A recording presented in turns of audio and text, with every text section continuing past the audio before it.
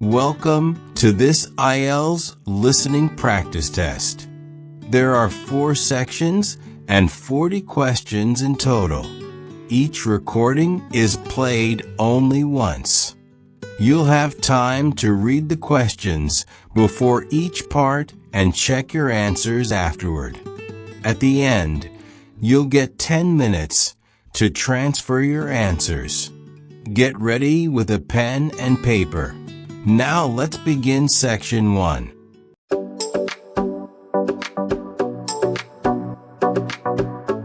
You will hear a number of different recordings, and you will have to answer questions based on what you hear. There will be time for you to read the instructions and questions, and you will have a chance to check your work. All the recordings will be played once only. The test is in 4 sections. At the end of the test, you will be given 10 minutes to transfer your answers to the answer sheet. Now turn to Section 1. Section 1. You will hear part of a conversation between an art auctioneer and their client. First, you have some time to look at questions 1 to 7.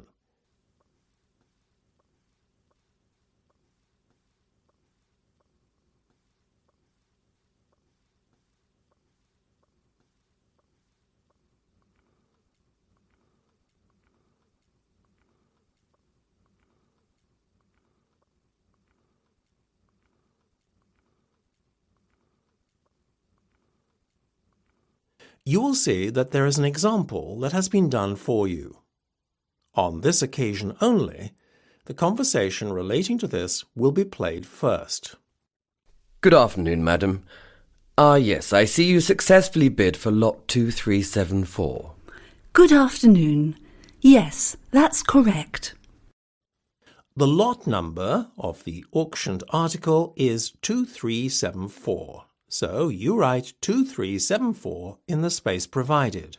You should answer the questions as you listen, because you will not hear the recording a second time.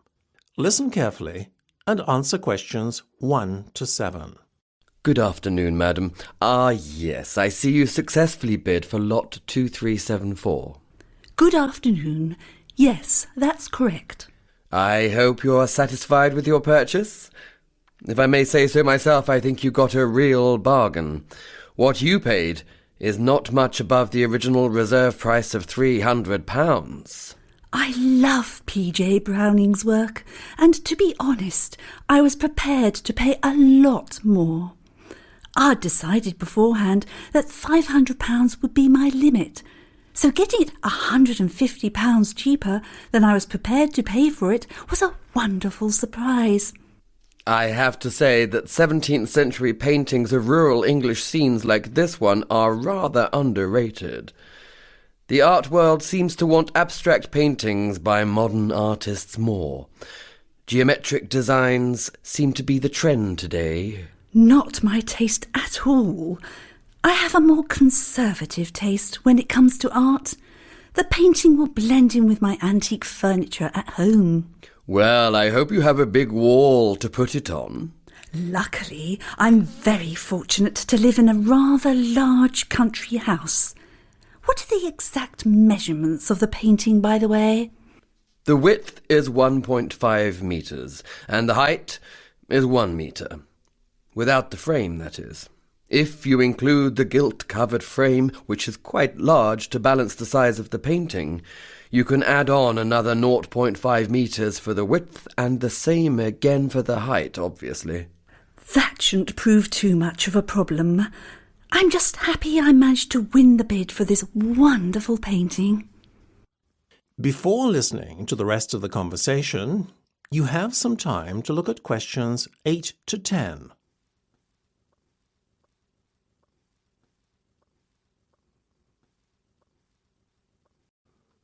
Now listen and answer questions 8 to 10. So, madam, I would just like to take down some details from you. OK, go ahead. I recognise your face as you've attended several of our auctions before, but I can't put a name to your face. Could you remind me of your name, please? Oh, yes, it's Mrs. Bradwell Thompson. It's a double-barrelled surname, so you need a hyphen in between the two surnames, you see. So that's spelt Bradwell,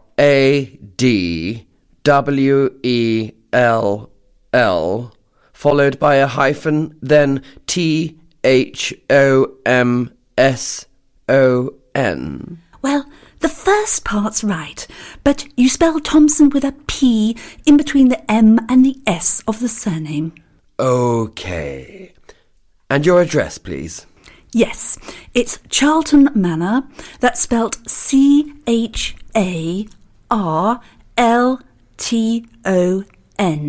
And I live in Kingston Village. Oh, and of course, you'll need the postcode too. It's KN2656T. Sorry, did you say KM2656T? No, it's KN, not an M, then 2656T.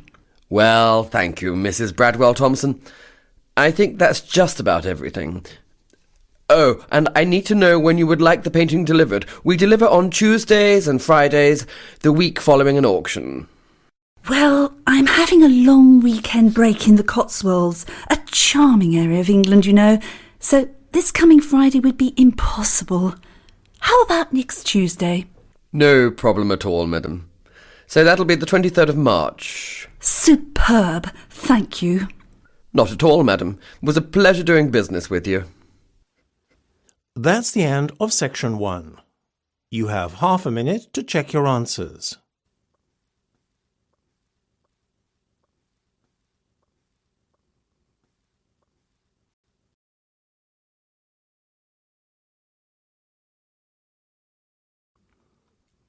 Now turn to section 2.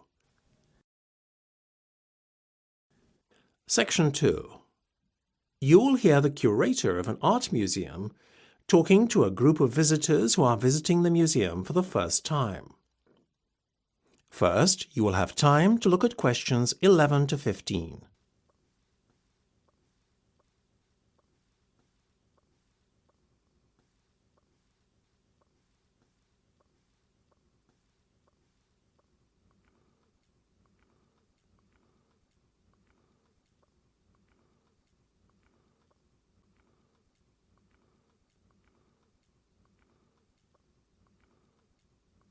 Now listen carefully and answer questions 11 to 15.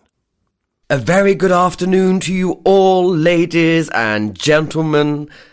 I'm glad you've chosen to visit the prestigious Triton Museum of Art today, and I'll look forward to showing you around.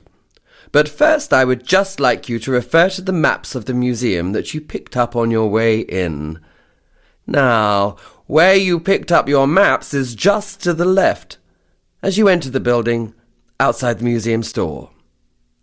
By the way, the store is a great place to pick up some souvenirs before you leave. Oh, and if anyone wants to leave a coat in the cloakroom, then please feel free to do so at no extra charge. It's just over there on the other side of the entrance to the museum store. Okay, so this nice spacious area we're now standing in is the Rotunda. It contains some of the museum's most striking sculptures. From here, you gain access to all the museum. Leading off from the Rotunda are the Warburton Gallery and our other large gallery that houses a permanent art collection. We'll be starting our tour actually in the Permanent Collection Gallery, as it's the nearest of the two galleries to the entrance. We'll make our way afterwards to the other gallery I mentioned, as it's right next door. Oh, the smaller room behind the Warburton Gallery that you see on your maps is just a storage space for the museum, and access is blocked off to the public by a railing across the entrance to that area. So now, where were we? Ah, yes. After we visited those galleries, which will take us a good hour as there are so many interesting exhibits to see, we'll make our way back across the Rotunda and visit the Cowl Room. It's right at the far end of the museum, on the opposite side of the rotunda to the Warburton and Permanent Collection Galleries. It's one of the museum highlights and contains some high-quality contemporary art exhibits. Oh, I'm so sorry. I forgot to point out the ladies' and gents' toilets earlier. They're just before you get to the cowl room and are adjacent to the museum's store. Don't go into the room opposite the toilets. That's our staff room area and kitchen. Right, so that's all you need to know for the moment. Let's begin the tour. Before you hear the rest of the discussion, you have some time to look at questions 16 to 20.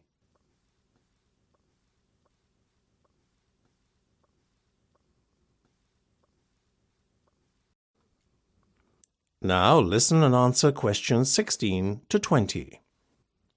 Well, I hope you all found the tour interesting. If any of you would like to become a patron of the museum, you can request information from the museum store. Being a patron entitles you to special discounts on visiting exhibitions and first refusal on tickets to special events. You will also be the first to know about our museum events, as you are automatically placed on the museum's mailing list. You can choose to become a gold, silver or bronze patron of the museum. Gold patrons are also permitted free entry for one accompanying guest. However, all patrons can receive year-round benefits that are not enjoyed by non-patrons. Having said all that, I would now like to announce some very special news. Next year will be our centenary celebrations. It's hard to believe it, but the museum was founded over 100 years ago. Accordingly, we will be seeing in the new year in style with a special masked ball. This has been organised in response to a special request from some of our patrons. Plans have yet to be finalised for this one-off event, but a themed masked ball has been suggested. The idea being that guests come in the guise of famous artists, past or present. One exciting event that has been confirmed is the Summer Garden Party. We are anticipating a lot of interest for this one, so it's best to book well in advance. Whilst the tickets are by no means cheap, we like to think that the price reflects the quality of the event. Amongst the many treats we have in store for you is a live orchestra playing in the museum's gardens, which are to the back of the main building. It is weather permitting, of course. Again, we are dependent on good weather in order for the barbecue to take place. Alternatively, a sit-down meal will be provided in the cowl room. Everything from the entertainment to the food is included in the ticket price, so there are no hidden extras. Now, having given you a roundup of the highlights of next year's social events, let's go on to the artistic highlights of next month. Coming up shortly is Ewan Bailey's newest installation, Light and Sound Waves. Always thought-provoking, his previous installations have been very well received. We will also have Hamish Barnes here for the first time as artist in residence. He will be encouraging visitors to adopt a more hands-on approach to art. Finally, last but not least, we will be exhibiting the work of Sean Long, who will be making his artistic debut. His work will be on show in the Warburton Gallery over the summer period. We are anticipating a large attendance at his exhibition. Well, that's all from me. I look forward to seeing you at one or maybe all of our events. It's certainly going to be an action-packed year for the museum, both culturally and socially. That's the end of section 2. You have half a minute to check your answers.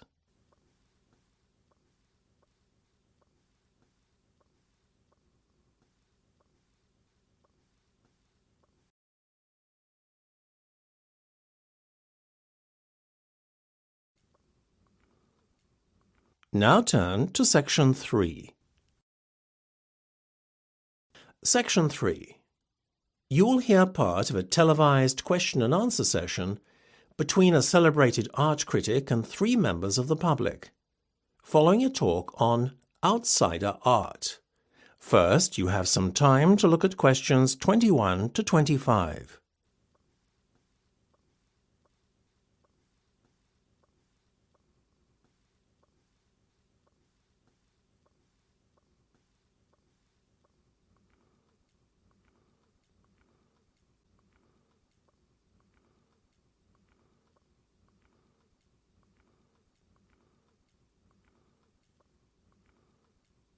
Now listen carefully and answer questions 21 to 25.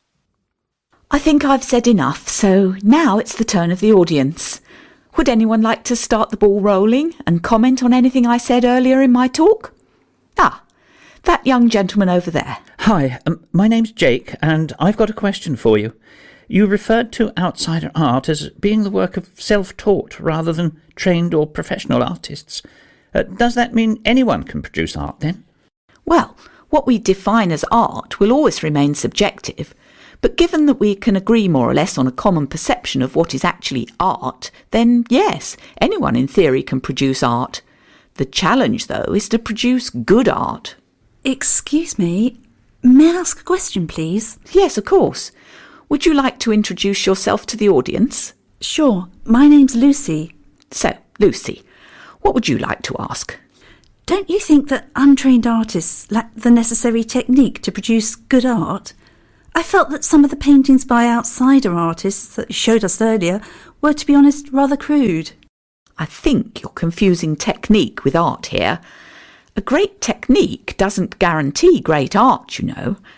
But I think impressive art can still be produced by gifted artists lacking in what are accepted as basic art skills. OK. Can I have another question from a member of the audience, please? Hi, I've got a question. Oh, my name's Dave, by the way. I just wanted to ask how many outsider artists were or are recognised in their lifetime? Relatively few. The exceptions are the ones who create particularly monumental or significant works of art, like Nekshan's sculpture garden in India or Ferdinand Cheval's fantastic building, the Palace Ideal. Both, as you know, were created purely from recycled materials. Yeah, they were pretty amazing. I remember them from the slides you showed earlier. But what impresses people most is not so much the sheer scale of these buildings and sculptures as the work involved. These artists built their work single-handedly over many years and, more to the point, in total secret, as they lacked planning permission. That adds to the romance of the whole undertaking, don't you think? Well, their work certainly impressed me. Yes, outsider art certainly produces work that is one of a kind. Before you hear the rest of the discussion, you have some time to look at questions 26 to 30.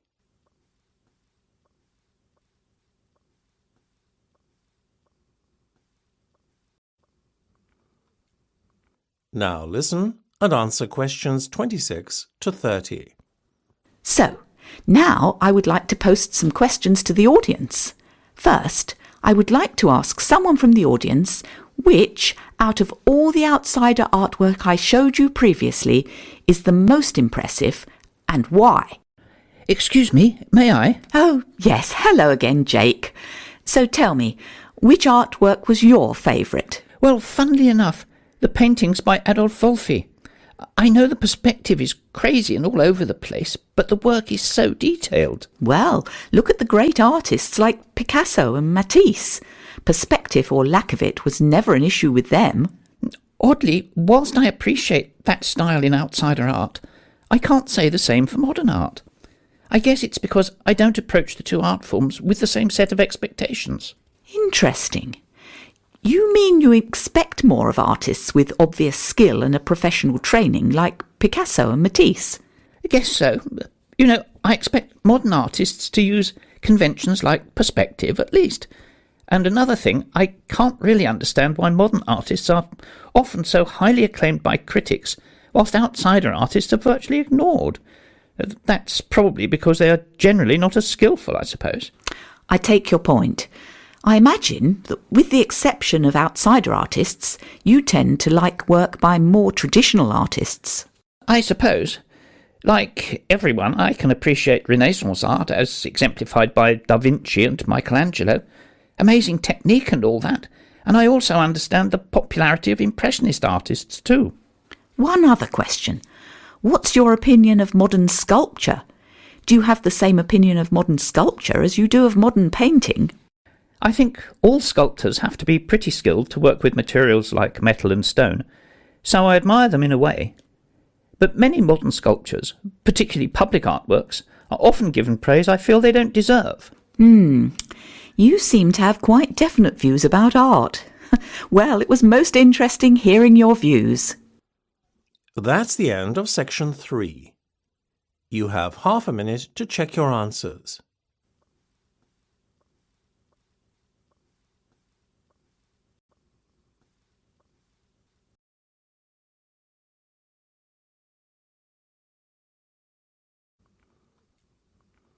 Now turn to section 4. Section 4. You will hear part of an art lecture. First, you have some time to look at questions 31 to 40.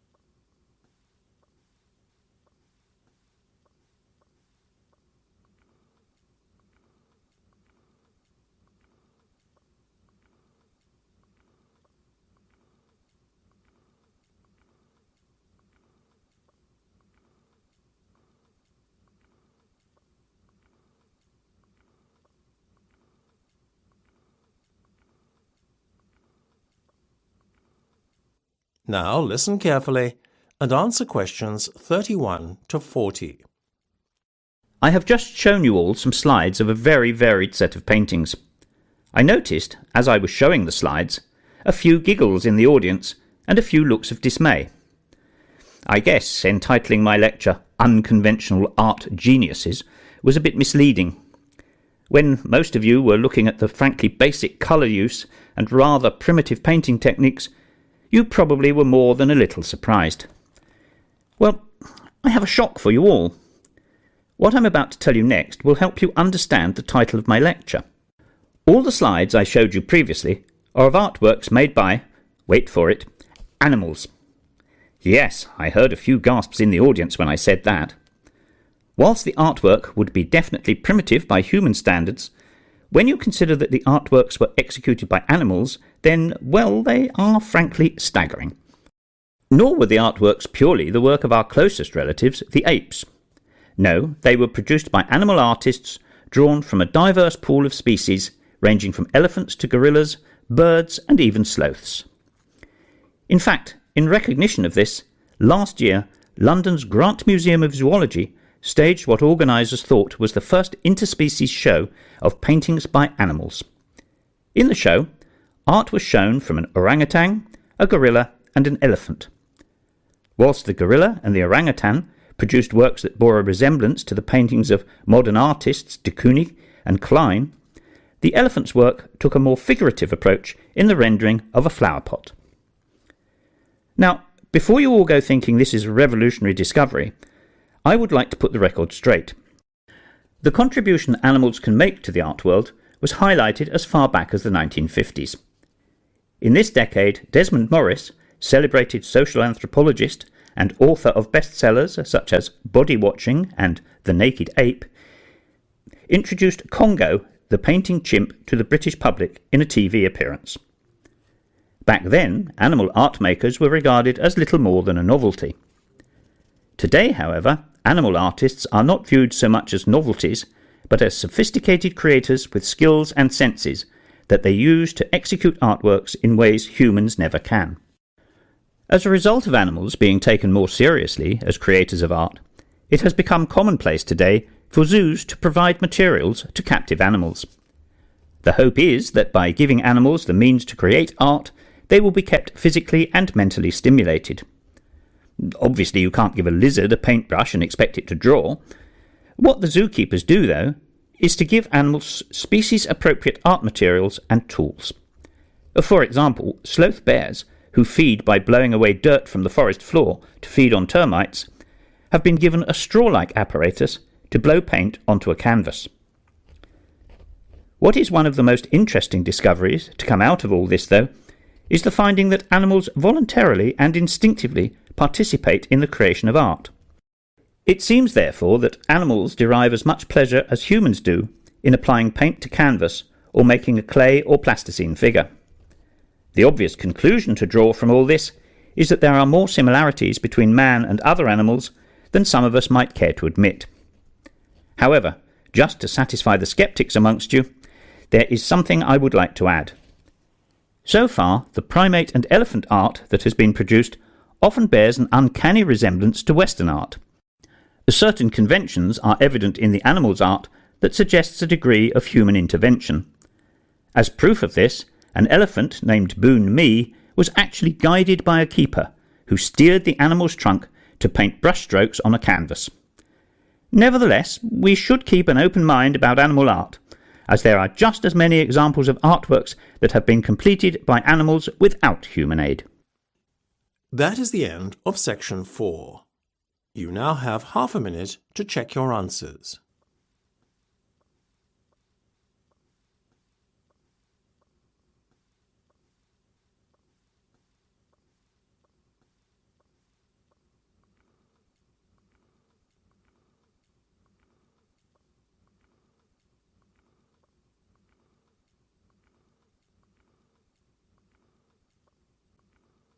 That is the end of the listening test.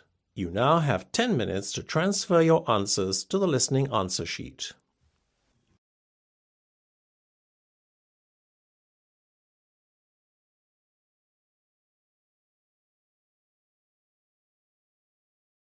That is the end of the listening section. You now have 2 minutes to review your answers before the test automatically moves on to the next section. Please take this time to check your answers carefully. Make sure all your responses are recorded in the correct places, and review your spelling, grammar, and formatting. Once the time is up, the system will take you directly to the reading section. Please remain seated and stay focused. The next section will begin shortly.